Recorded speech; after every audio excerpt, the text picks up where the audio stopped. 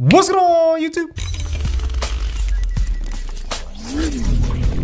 Welcome back, everyone. This is Lee, and yes, today we'll be talking about the Canon 100mm macro lens EF version versus the Canon 100mm macro lens RF version. So, without further ado, let's begin. So, the Canon RF 100mm costs roughly $1,400 USD. It has a 1.4 times magnification, and also it has a 10.2 inch minimum focus distance, and it has 17 elements, 9 blades with a 67mm filter thread, and also it weighs about 730 grams. Now, for the EF version, costs roughly $1,300 USD, but the used market is probably like $800 to $900 depending on the condition, of course. But this particular lens has a 1-point magnification. It also comes with a 11.81 inch minimum focus distance with 15 elements, 9 blades with the same 67mm filter thread, and also is 625 grams. But when you add on the adapter, it's more or less the same weight as the RF mount. So there you go. Now here's the pricing side by side, and as you can see, it's about $100 difference. But when you add on the adapter, and depending on which adapter you add on from the EF to the RF, it's going to cost you about the same amount of money. However, I know a lot of you guys will be buying the EF version on the used market, so you will probably save about $300 to $400, give or take, depending on the conditions, right? So there you go. Now here's the first difference between both lenses. The EF version will rattle a lot, and the RF doesn't. Not as much. Now here's the focus noise and the focus speed. Here's the EF. Here's the RF. In my honest opinion, I think that the RF has less noise when in focus and is slightly faster than the EF version. So there you go. That's just by a hair on the focus speed, but the noise is definitely a lot silent on the RF versus the EF. So there you have it. Now in terms of build quality, I would have to say that the EF version is built a lot tougher than the RF. The RF felt a little plasticky to my taste, but that's just my opinion right there. Some of you guys may disagree, but there you go. And also, as for vignetting, in my test, I did notice that the RF version do have more vignetting than the EF, and that's kind of weird actually. I don't know why they did that, but that's part of the character of this lens. So there you have it. Now here is a landscape test, and we're shooting at 2.8, and as you can tell, the RF, even though it has that vignetting, the sharpness, the center sharpness is really good. It's better than the EF. And the corner and side sharpness, it's slightly a lot better on the RF than the EF version. But still, you get that vignetting on the 2.8, so that kind of bothers me for some reason. So there you go. At f4, I would have to say that the RF is still slightly sharper than the EF version, center sharpness. On the sides, I would have to give it to the RF just by a hair. But definitely the vignetting did clear up on the RF version.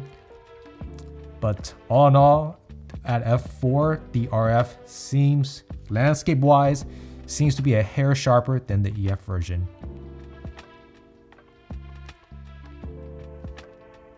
Now at 5.6, it seems like everything kind of even out just a bit.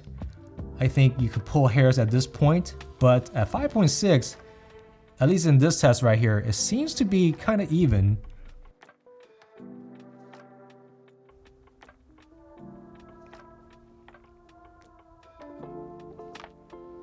Yeah, it looks very even to me, but definitely leave your comments down below. Let me know what you guys think. Here is f8, around f8. It looks more or less the same to me.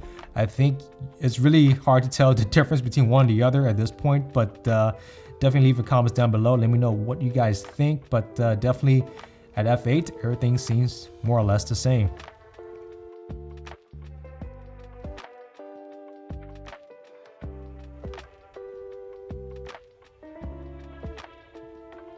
Here is f11.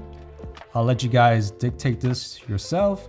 In my opinion, I think it's all more or less the same at this point.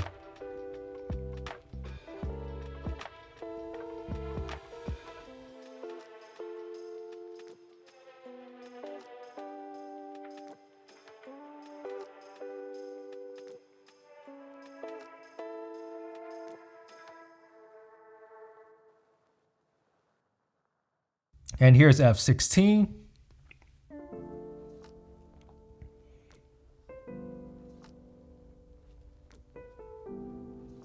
I think in my opinion, f16, it looks more or less the same, but let me know down below what you guys think. So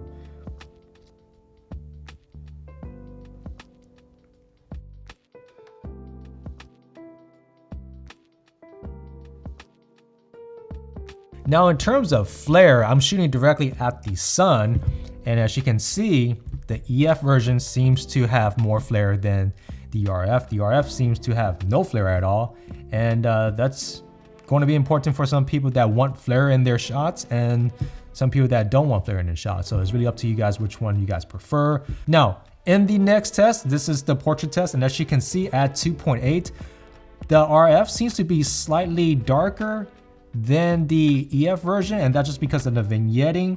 But yeah, let me know down below what you guys think. I'm just standing in the same spot, close to the same spot, and sharpness wise, I can't really tell you the big difference besides the vignetting and the darker tones, but that's about it. Here's f4, and also I just want to make sure that you guys know I'm around like 8 feet away per se, so there you go. And I think everything looks more or less the same in terms of being this close from the lens. And here is 5.6.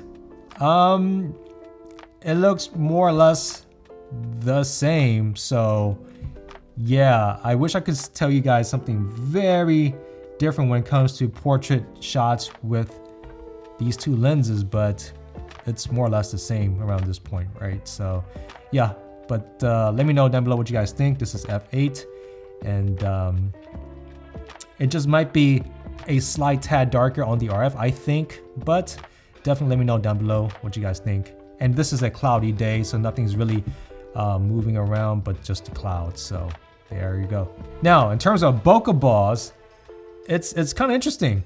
I think that the EF, in my opinion, even though it has the same amount of blades, the EF has slightly rounder balls than the RF version, and that's just my opinion. Let me know down below what you guys think. But the balls on the EF, if you're into the ball measurements, definitely the EF has the rounder balls.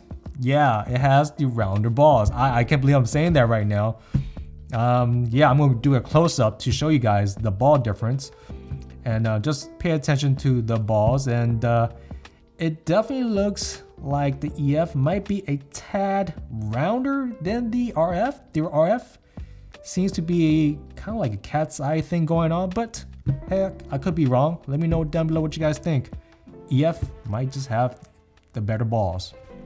Yeah, I said it. The EF just might have the better balls. Now, in terms of chromatic aberration, I'm shooting at this power plant on this cloudy day, and as you can tell at 2.8, you get chromatic aberration on the EF, and the RF, you do not get that. So that is good news for RF owners right there. You will avoid chromatic aberration when it's kind of like a bright white background. But around f4, it seems to be like the RF might have the slighter edge over the EF. But yeah, that's just, I don't know. I think in post you could get away with it. You could kind of adjust the way you want at this point, but that's just the differences so far.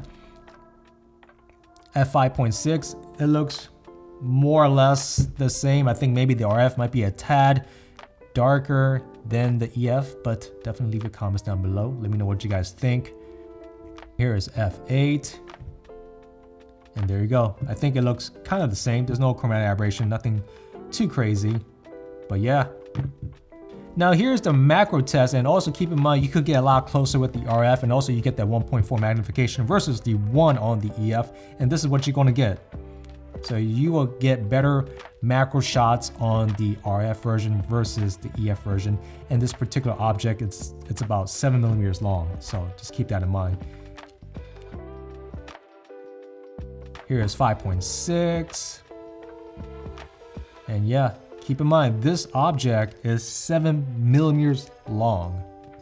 Here's f8.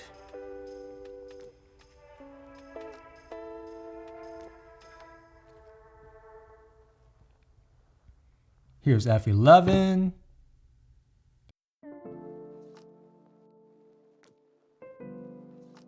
All right, another benefit in owning the RF is having that SA control. Yeah, it makes your, image look kind of dreamy, pretty much. It's a dreamy control system, and I don't find any usage for it, in my opinion. But some of you guys may be doing that for your baby portrait photography, who knows? But that's only one case scenario I could think of someone using it more than others.